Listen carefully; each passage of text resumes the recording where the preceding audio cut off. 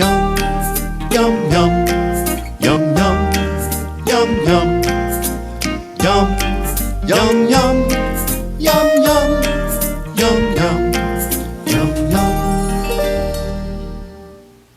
yum. Welcome to the deck at the Fluvarium on Rennie's River and Long Pond. The sun is shining. We're surrounded by beautiful greeneries, spruce trees, deciduous trees. It's a great venue for an outdoor meal. Hello, I'm Karl Wells, food critic for The Telegram. And I'm Chef Steve Watson of Central Dairies. And welcome to another edition of One Chef One Critic, a new show here on Rogers Television that's going to be dealing with the subject of food and dining and wine and all the good things in life, Stephen. Absolutely, Carl. Today we're doing an outdoor show for you, starting out here at the deck, but we've got lots of other things happening. We've got special main course dinner guest today, Mark Critch, one of the funniest guys I know, also one of the nicest guys I know. We're going to be doing something in the backyard with him, Steve. Yeah, actually, we're going to be barbecuing with some beautiful turkey on the grill. We're going to be barbecuing some vegetables and some pineapple. It's going to be fantastic. Mark gave me a beautiful barbecue set a while ago as a special gift, and I noticed you've never used it. You need some training in that, we're Carl. actually going to get to use that gift that he gave me today. We'll take off the dust. I don't know why I keep inviting this guy, because every time he comes over to my place, he insults me for some reason. Well, you're always trying to be funny. Well, it doesn't work. But he does it in a very funny One way. comedian, so, one critic. No. When you're insulted by Mark Critch, you're insulted by the best of them, so he can keep coming.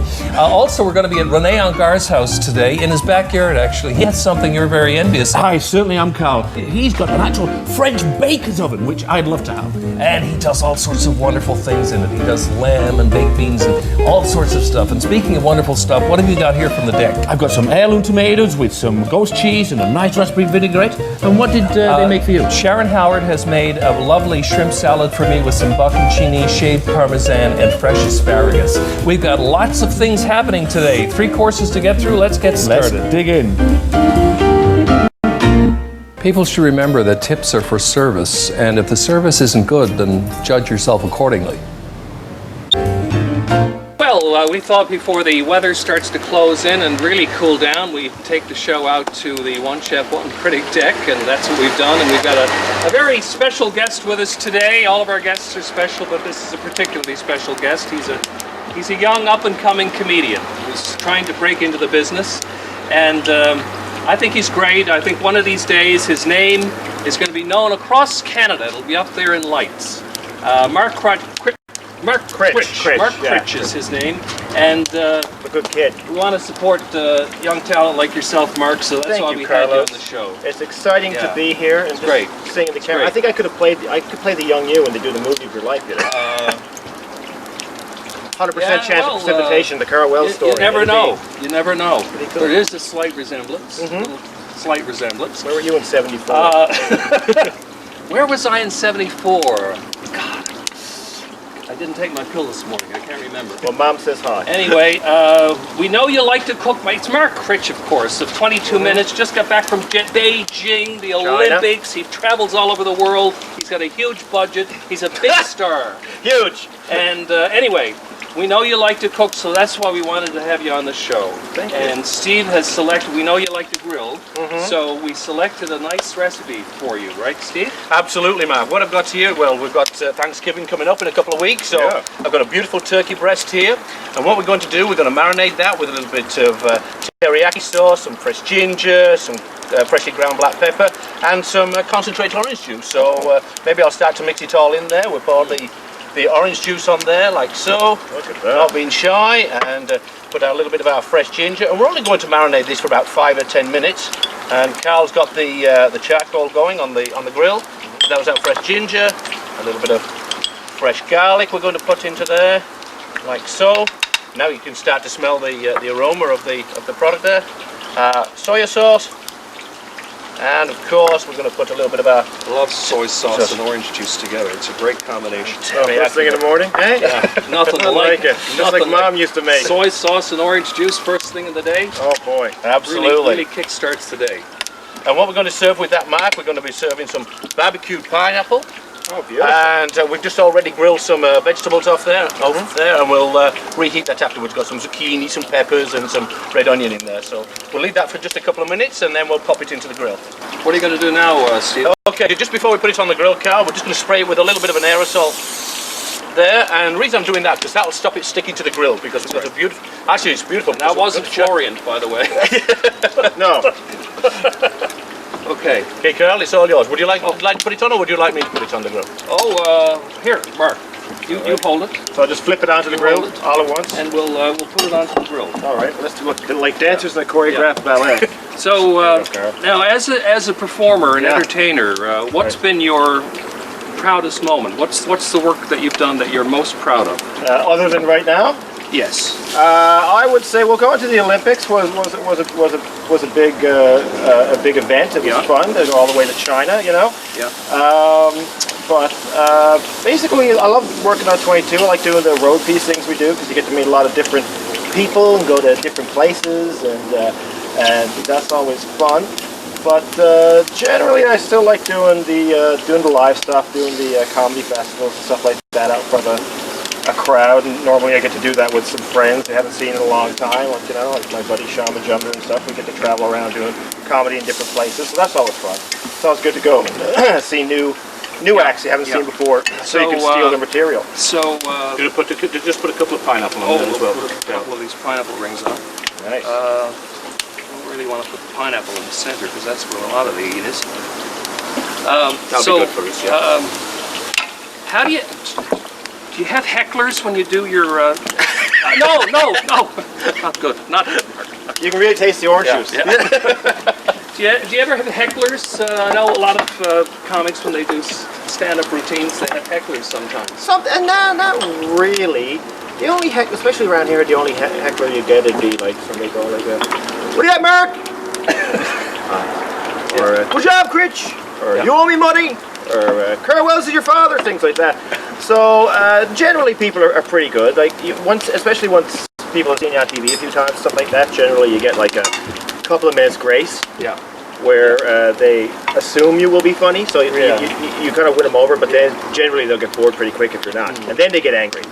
You write a lot of material. Sometimes you actually write for other people. Like you've written for Mary Walsh, for example. I have done, yeah. What is it like writing for somebody else? You know, you're doing material for them as opposed to yourself. Is that a challenge? It can be that you kind of had to find their voice, the way they'd say things, you know, because normally you do a bit and you'd go, okay, and it's much easier to do it in your own voice, but writing for somebody else or for a more of a sitcom kind of a thing, a longer piece, you know, that's a whole other thing. But I used to write plays and stuff like that years ago in St. John's, Newfoundland.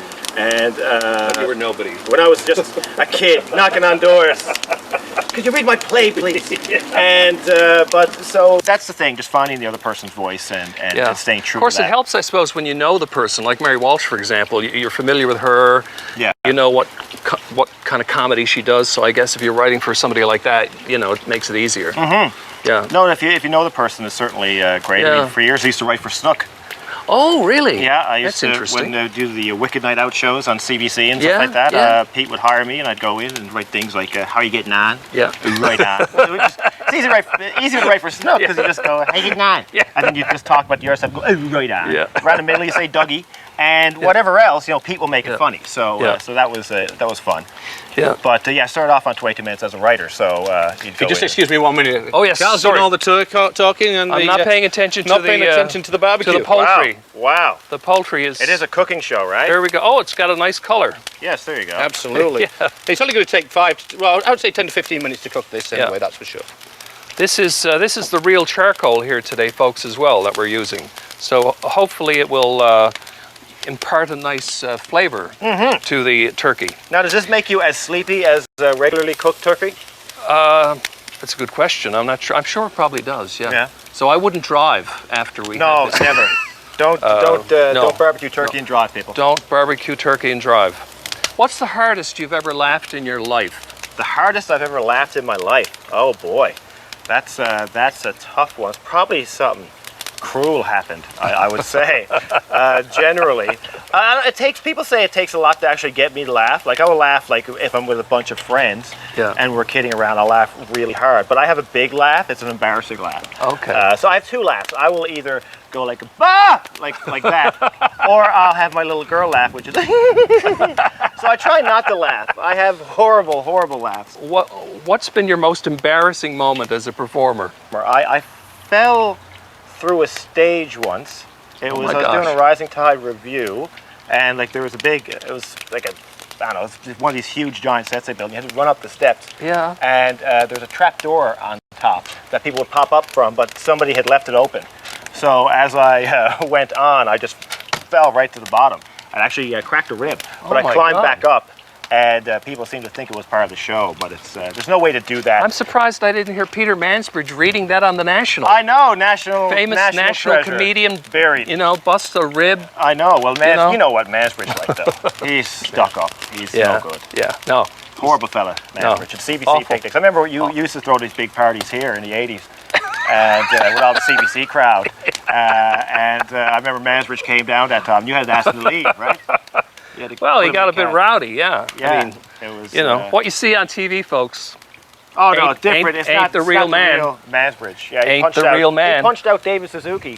Yeah. Right over there. Yeah. It's like Steve Watson. I mean, he's really not like this in real life. Well, no, the hat hides the mohawk. Well, absolutely. You wouldn't believe That's why what's he's under curved that like hat. this. Yeah.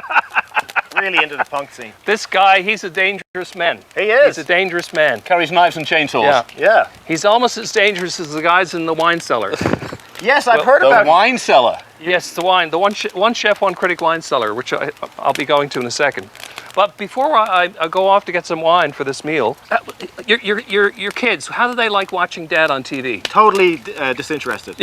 Oh, that's Dad again. Oh yeah, very good. What else is on? No. That other guy's funny though. That Majumdar guy. They like Sean or Gavin. Gavin actually came to the house last summer, and he was over there, and the guys were like, "He's on TV, Dad." I was like, "Yeah, I know," and I'm right next to him. Nothing but nothing. No love. Okay. Wow. Well, Wow, I you really think beat me down there, it's Karl. time for me to exit. And well, you I'm going to go off and me. try and find a wine to go with this turkey. I don't think it's going to be difficult, though. No, I don't think so. I don't think it'll be difficult. So you guys hold down the fort. See if they got any wild turkey. Set the wild turkey with turkey. Yeah. No, wine. No spirits. Just right. wine. I'll have a beer. I'll be back. You can set the table. Okay.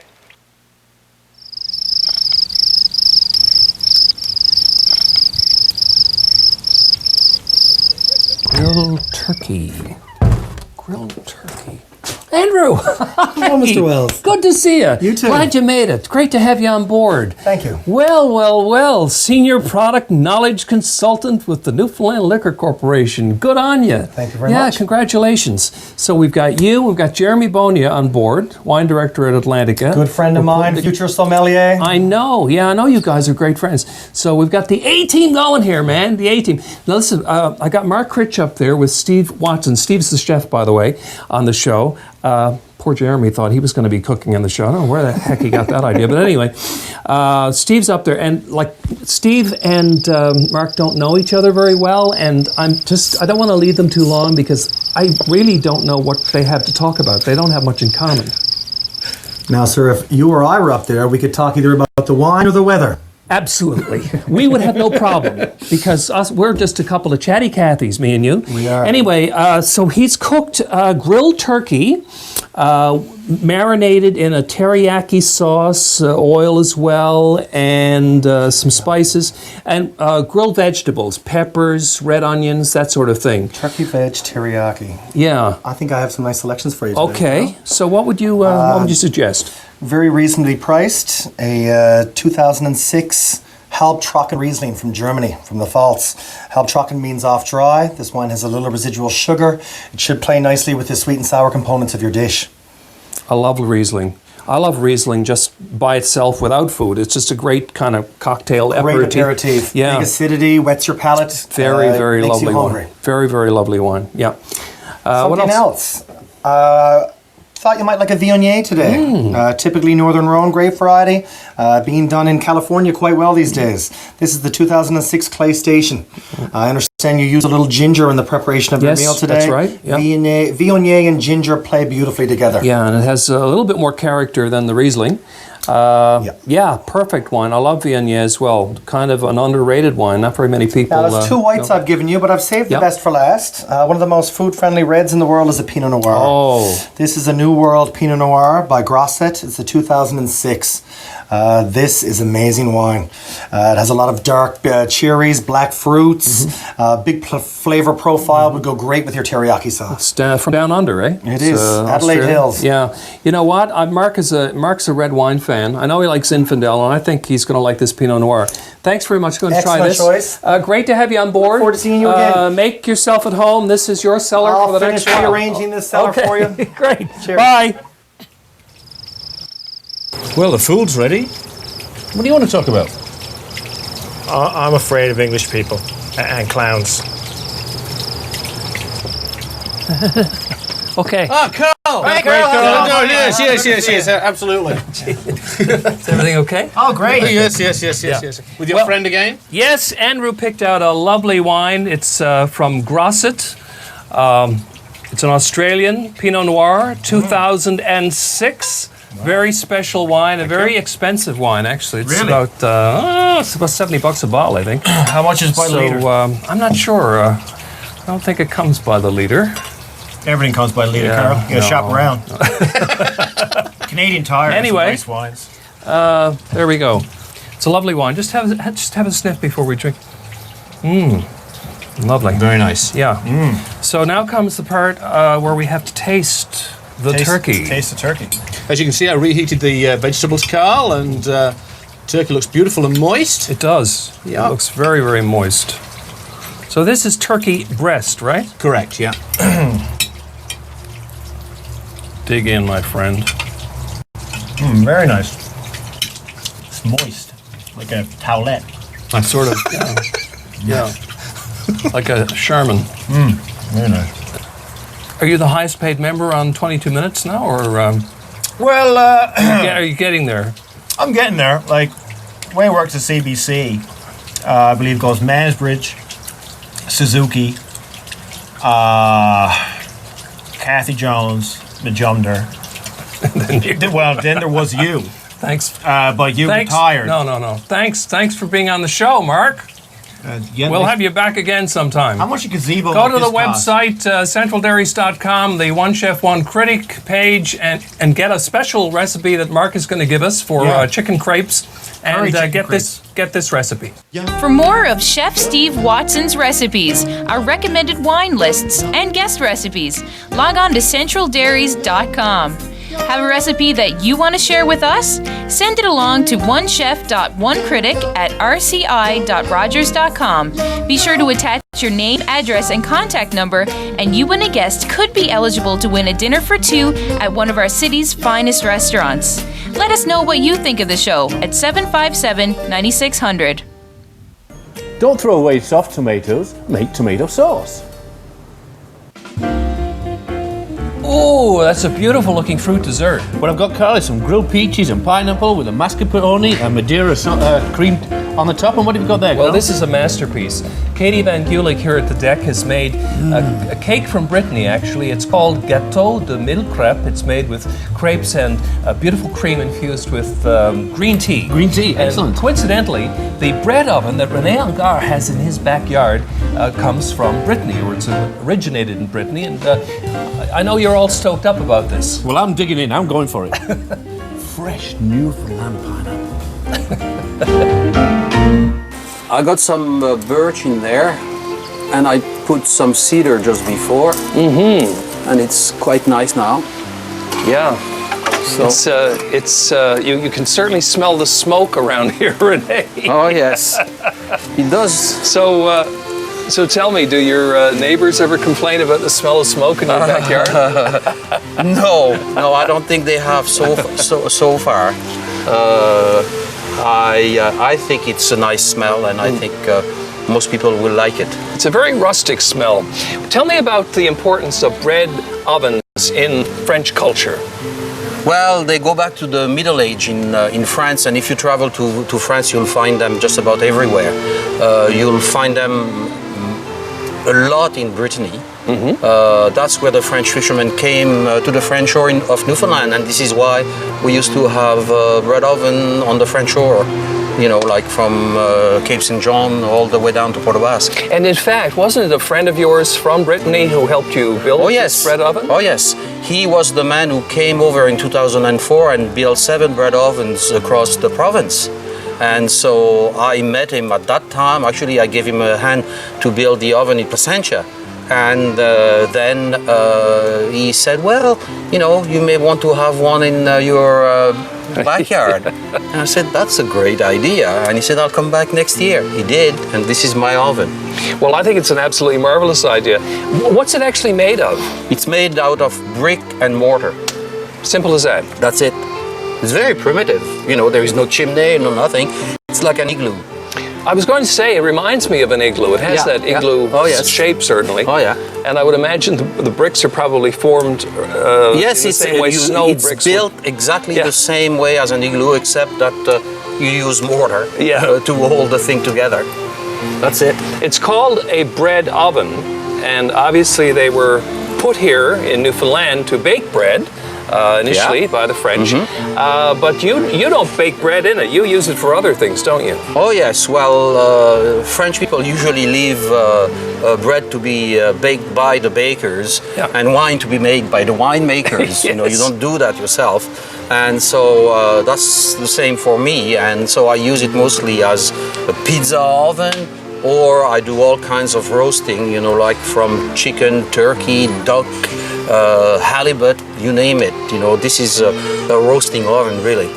So is it just for the fun of having something like this in your back garden, or does it in fact impart to the food a bit of a different flavor or taste? Oh, well, it does give a special flavor to the food. But, you know, when you have a bread oven like this, you are also interested in cooking. Yes. And my first interest is in cooking.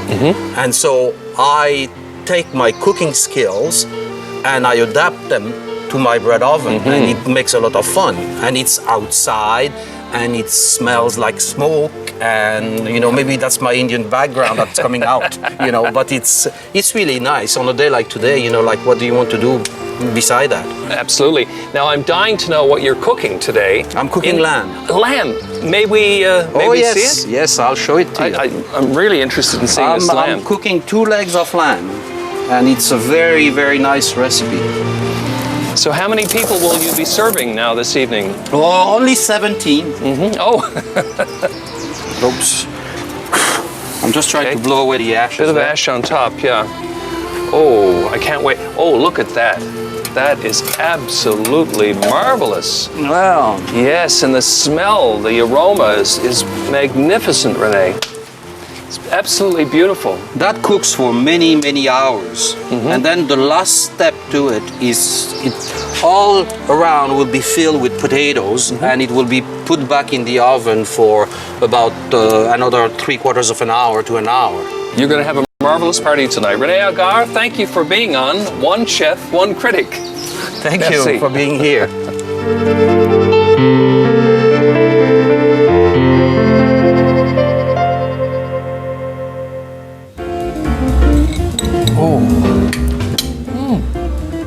That dessert was amazing. And you didn't leave a speck for me. It was too good to share. Anyway, I noticed you weren't only salivating over your dessert, you were salivating over that bread oven. Absolutely. This was a great show. It was outdoors. Fantastic. Anyway, folks, join us again next week for another edition of One Chef, One Critic. Cheers. But, I mean, this is a very expensive gazebo. This was the original one in Batman Park, right? Talk about the gazebo. Leave the gazebo out of it. But they didn't even know you were going to take it, did they? Will you be quiet? You and your buddy went. Be quiet. You got it from Batman Park? Yeah. Batman Park. All Wells swigs, everything. If I had the whole cake, you know what I do? I just pick it up and I go. Very good. You'll never be back. Where'd you get those glasses from, Wells? Huh? You're a skeet, you know that?